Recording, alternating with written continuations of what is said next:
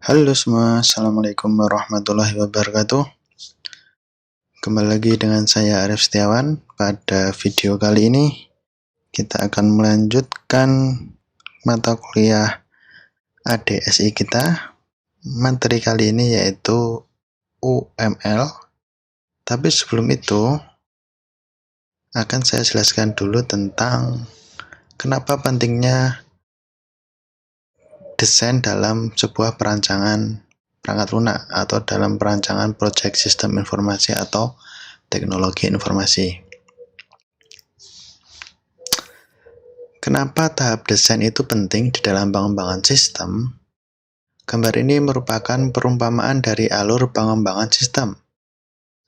Customer pengennya bikin ayunan dengan 3 tempat duduk. Kemudian dijelaskan ke project leader, dia menangkapnya sudah berbeda, ayunannya malah ada di tengah pohon. Kemudian lanjut ke analis, berbeda lagi. Terus bagaimana programmer itu menulis kodenya, beda lagi. Business consultant apalagi sudah beda. How the project was documented, malah nggak ada. Bagaimana project itu diinstal, cuma dikasih tali doang. Tapi pas customer was built, jadi pas customer ditagih, itu harganya kayak bikin roller coaster. Padahal yang diinginkan oleh customer itu cuma ayunan pakai ban. Menurut Standish Group dan General Accounting Office, lebih dari 50% proyek TI itu gagal. Alasannya macam-macam. Bisa dibatalkan sebelum selesai, bisa proyeknya itu sudah selesai tapi tidak pernah dipakai, tidak bermanfaat bagi pengguna, atau malah tidak sesuai dengan keinginan pengguna. Karena proyek TI itu berbeda dengan proyek-proyek yang lain, misalkan proyek infrastruktur. Pada proyek infrastruktur, misal sudah mendekati deadline, padahal pembangunan belum selesai, maka bisa dipercepat dengan menambah tukang atau pegawai. Misal mau bikin ruangan baru, mau bikin kantor baru, pakai 3 orang tukang dengan 10 orang tukang pasti lebih cepat yang 10 orang tukang. Beda halnya di proyek TI. Jika sudah mepet, mendekati deadline, terus pengen dipercepat dengan menambah programmer, saya jamin 100% itu bukannya tambah cepat, tapi proyek malah tambah molor. Karena programmer itu kan perlu penyesuaian dengan aplikasi yang mau dibuat. Sehingga perencanaan atau desain di dalam proyek TI itu sangat penting. Nah, tantangannya itu di sini.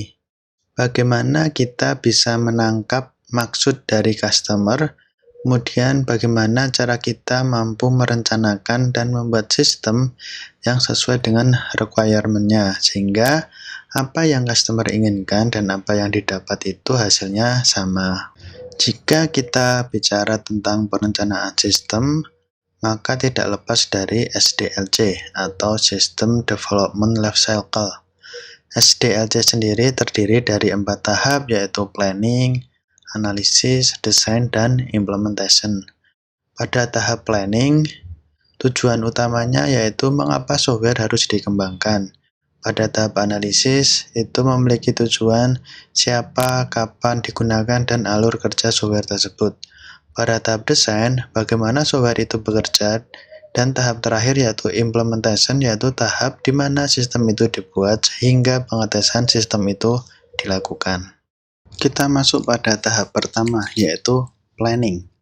Pada tahap ini dilakukan penyusunan proposal yang meliputi 5 proses antara lain, yaitu pertama, pembentukan dan konsolidasi tim pengembang, kemudian mendefinisikan tujuan dan ruang lingkup pengembangan. Yang ketiga, mengidentifikasi apakah masalah-masalah yang ada bisa diselesaikan. Yang keempat, itu menentukan dan mengevaluasi strategi yang akan digunakan dalam pengembangan sistem.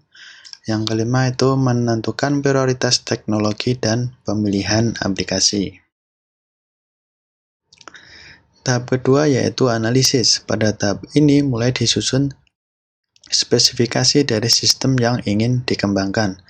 Ada 4 poin utama, yaitu requirement dari sistem tersebut, kemudian apakah sudah ada software yang sudah digunakan, kemudian apakah software tersebut dapat diperbaiki, atau dengan harus mengembangkan suatu konsep untuk software yang baru. Dari spesifikasi sistem yang disusun di tahap analisis, maka pada tahap ini mulai dikembangkan dokumen-dokumen perencanaan sistem. Ada 3 dokumen yang disiapkan, yaitu pertama program design atau diagram dari program. Yang kedua yaitu user interface design. Yang terakhir yaitu datanya atau desain database dari program tersebut. Tahap keempat yaitu implementasi. Tahap ini merupakan tahap pengkodean atau coding dari program, di mana software mulai disusun sesuai dengan perancangan yang telah dibuat. Setelah software selesai, dilakukan juga beberapa pengujian seperti unit testing, integration testing, system testing, hingga user acceptance test. Dokumentasi juga dibuat dalam tahapan ini agar user dapat mengerti cara penggunaan software. Proses terakhir yaitu instalasi, yaitu dengan mematikan software lama kemudian mengaktifkan software yang baru. Jika dibuat dalam sebuah alur, maka tahapan SDLC tadi dapat ditulis seperti ini. Pada tahap 1 dan 2 merupakan tahapan planning di mana sistem masih berupa proposal yang dibawa oleh user atau product owner, kemudian masuk ke tahapan analisis dan desain yang dilakukan oleh sistem analis. Kemudian pada tahap 4, 5, dan 6 merupakan tahap pembuatan dan pengujian program. Tahap ke-7 merupakan maintenance dari software tersebut. Diagram dari software development life cycle adalah seperti ini. Yang akan kita pelajari pada video ini yaitu pada proses analisis dan desain, khususnya pada pembuatan use case diagram. Sebelum itu, mari kita bicara tentang UML atau Unified Modeling Language. UML digunakan sebagai pemodelan semua proses dalam pengembangan sistem dan bisa digunakan untuk diimplementasikan dalam semua teknologi. UML juga merupakan bahasa standar yang digunakan untuk visualisasi, dokumentasi, serta alat yang digunakan untuk komunikasi antara analisis sistem dan programmer serta dengan tim-tim yang lain. Ada beberapa diagram pada UML. Yang pertama yaitu use case. Diagram ini digunakan oleh analis sistem untuk menjelaskan bagaimana sistem itu digunakan. Diagram kedua yaitu activity diagram. Diagram ini digunakan untuk mengilustrasikan alur dari aktivitas yang dilakukan pada sistem. Aturannya, satu use case akan menghasilkan satu activity diagram. Sequence diagram digunakan untuk menunjukkan urutan dari aktivitas dan interaksi yang terjadi pada program. Aturannya, satu use case bisa menghasilkan satu atau lebih sequence diagram. Yang terakhir yaitu class diagram, digunakan sebagai dokumentasi kelas dan relasi pada software yang berbasis pada OOP atau pemrograman berorientasi pada objek. Use case diagram sendiri digunakan pertama kali pada saat identifikasi proses bisnis, sehingga use case diagram ini akan menjadi acuan untuk pembuatan diagram-diagram lain seperti activity diagram, sequence diagram, hingga ke pemodelan deployment diagram. Setelah ini kita akan praktek cara membuat use case diagram. Sebelum itu, mari kita lihat fungsi dari use case. Yang pertama digunakan untuk memodelkan semua fungsi penggunaan sistem. Yang kedua, use case digunakan untuk merepresentasikan aktivitas yang dilakukan user. Yang terakhir, use case digunakan untuk menggambarkan penggunaan sistem. Berikut ini merupakan logo-logo yang digunakan dalam pembuatan use case. Mari kita bahas satu persatu. Yang pertama yaitu boundary. Boundary digunakan untuk membatasi ruang lingkup dari sistem, dilambangkan dengan kotak atau persegi panjang. Kemudian lambang dari use case itu sendiri, dilambangkan dengan oval. Digunakan untuk merepresentasikan fungsionalitas dari sistem. Penamaan use case harus ditulis menggunakan kata kerja. Kemudian ada aktor. Aktor bisa berupa user atau bisa berupa sistem lain yang berinteraksi dengan sistem yang ada. Bisa sebagai input, output, atau keduanya sekaligus.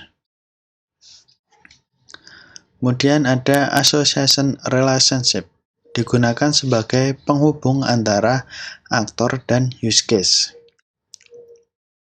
Lambangnya menggunakan satu garis lurus yang menunjukkan komunikasi dua arah. Jika satu arah, maka ditambahkan dengan tanda anak panah. Logo selanjutnya yaitu include. Include digunakan untuk penghubung antara use case yang menginclude fungsionalitas use case lain. Use case yang di-include akan dieksekusi setiap kali use case yang menginclude dipanggil. Misal ada use case mendaftar pemeriksaan dokter. Jika use case mendaftar pemeriksaan dokter ini dipanggil atau dieksekusi, maka secara otomatis use case membuat data pasien baru juga akan dipanggil. Selanjutnya yaitu extend relationship. Menunjukkan suatu use case yang merupakan fungsionalitas tambahan dari use case lainnya jika kondisi terpenuhi. Contohnya yaitu ada use case buka rekening. Use case buka rekening ini memiliki extend buka kartu kredit. Jadi ketika use case buka rekening dieksekusi, akan ada pilihan untuk mengeksekusi buka kartu kredit. Jadi buka kartu kredit ini bisa dieksekusi atau tidak. Bandingkan dengan include relationship. Jika include relationship, maka use case yang di-include akan dieksekusi. Jika pada extend relationship, use case yang mengextend itu ada pilihan untuk dieksekusi atau tidak. Yang terakhir yaitu generalization relationship. Use case ini digunakan jika ada use case lain yang memiliki fungsi khusus dari use case satunya. Jadi ada use case umum yang menunjuk ke use case yang lebih khusus. Pada video selanjutnya kita akan praktek membuat sebuah use case pada sistem ATM. Video kali ini sampai di sini saja. Semoga semua dalam keadaan yang baik-baik. Semoga semua sehat. Assalamualaikum warahmatullahi wabarakatuh.